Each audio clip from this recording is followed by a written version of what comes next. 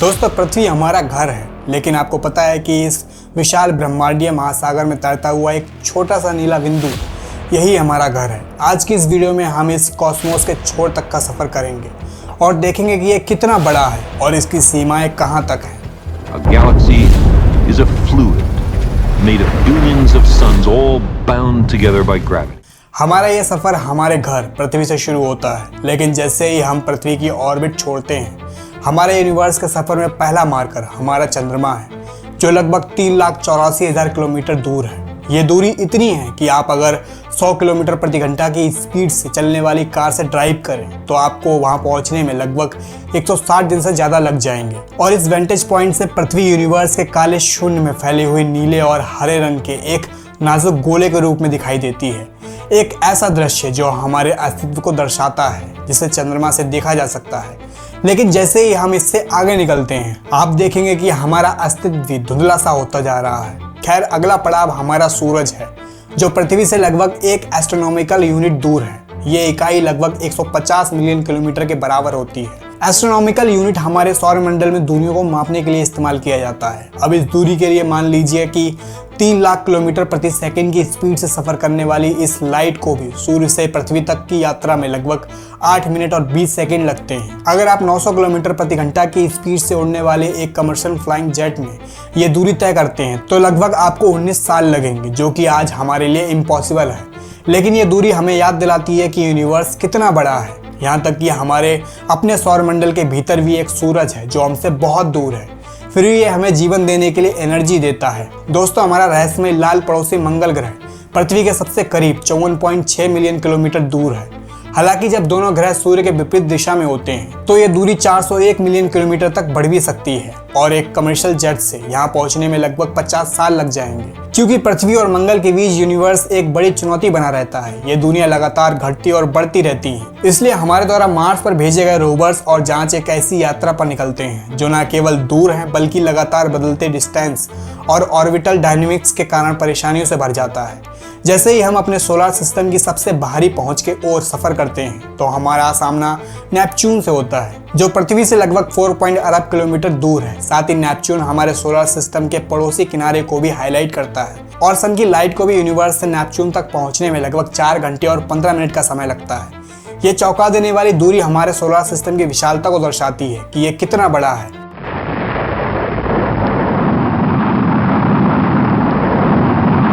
1977 में Voyager 1 launch किया गया था, जिसका मकसद था हमारे सोलर सिस्टम को समझना और सोलर सिस्टम के बाकी प्लैनेट्स पर स्टडी करना। वॉयेजर 1 ने पृथ्वी पर 22 मिलियन किलोमीटर से ज़्यादा की चौंका देने वाली दूरी तय करते हुए 4 दशकों से ज़्यादा समय तक की यात्रा की है और ये अकेला हमारे ग्रह से सबसे दूर ह्यूमन मेड ऑब्जेक्ट है। 1990 में फेमस एस्ट्रोनॉमर कार्ल सैगन ने वॉयेजर में एक आखिरी पृथ्वी की तस्वीर खींचने का सुझाव दिया था और ये वही फोटो है जो मैंने वीडियो की शुरुआत में दिखाई थी, जिसे पेल ब्लू डॉट कहा जाता है। और पृथ्वी से लगभग 6 बिलियन किलोमीटर की दूरी पर हमारा ग्रह यूनिवर्स की विशालता में एक छोटे धुंधले बिंदु के रूप में दिखाई देता है।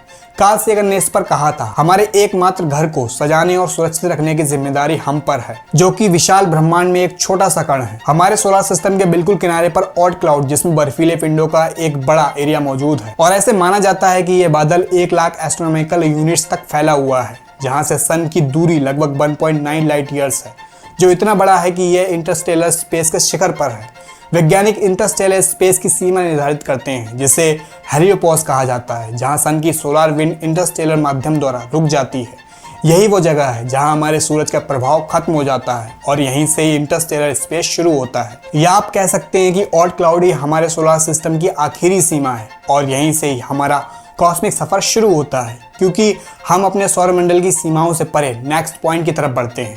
अल्फा सेंटोर हमारे सूरज का सबसे पड़ोसी स्टार सिस्टम है, जो लगभग 41.3 ट्रिलियन किलोमीटर दूर मौजूद है। ये दूरी लगभग 2,76,000 से ज़्यादा एस्ट्रोनॉमिकल यूनिट्स के बराबर है और इस माप की दूरी पर एस्ट्रोनॉमिकल यूनिट भी सही से काम नहीं कर पाती। इसलिए इंटरस्टेलर स्पेस को मापने के लिए एस्ट्रोनॉमर्स लाइट ईयर्स का इस्तेमाल करते हैं। लाइट ईयर्स का मतलब होता है 1 साल में लाइट के द्वारा तय की गई दूरी। जैसे सूरज की रोशनी को यहाँ पहुँचने के लिए 8 मिनट 20 सेकंड का समय लगता है, ठीक वैसे ही साल भर में जितनी दूरी तक लाइट सफर करेगी उस दूरी को ही लाइट ईयर्स कहते हैं। अल्फा सेंटोर हमसे लगभग 4.4 लाइट ईयर्स दूर है।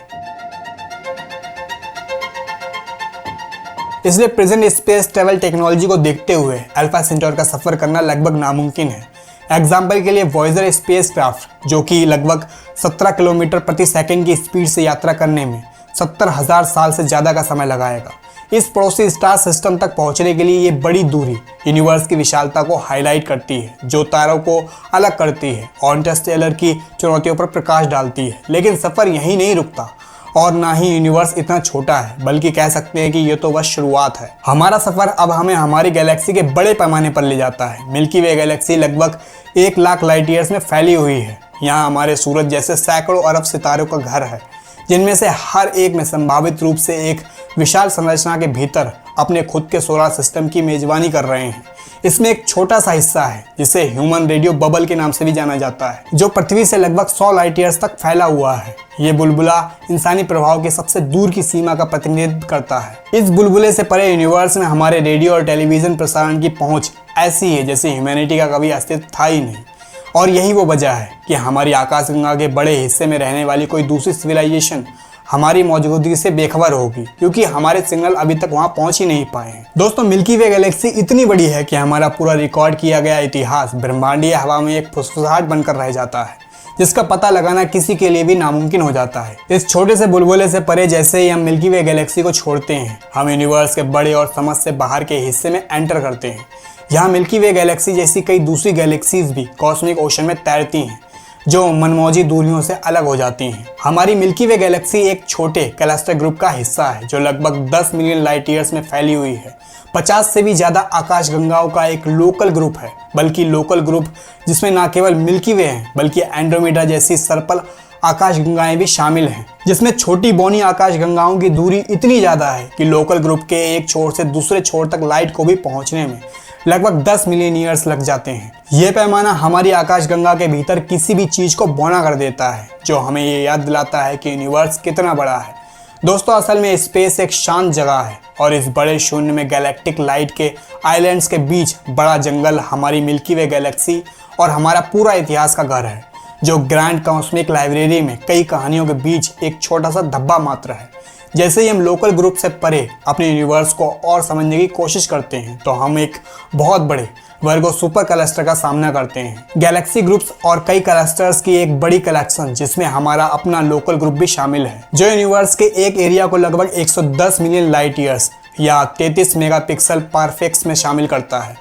वर्गो सुपर क्लस्टर यूनिवर्स का एक टाइटैनिक स्ट्रक्चर है, जिसमें कम से कम 100 गैलेक्सीज ग्रुप्स में हजारों आकाशगंगाएं शामिल हैं और इन ग्रुप्स में से हर एक के अपने असंख्य तारे और ग्रह हैं। दोस्तों, जैसे ही हम वर्गो सुपर क्लस्टर से बाहर की ओर सफर करते हैं, तो हमें और भी ज्यादा चौंका देने वाली ब्रह्मांडीय संरचना लाकिया सुपर क्लस्टर पर पहुंचते हैं। आकाशगंगाओं का ये बड़ा ग्रुप, जिसमें वर्गो सुपर क्लस्टर भी शामिल है, जो कि 500 मिलियन लाइट ईयर्स से भी ज्यादा में फैला हुआ है।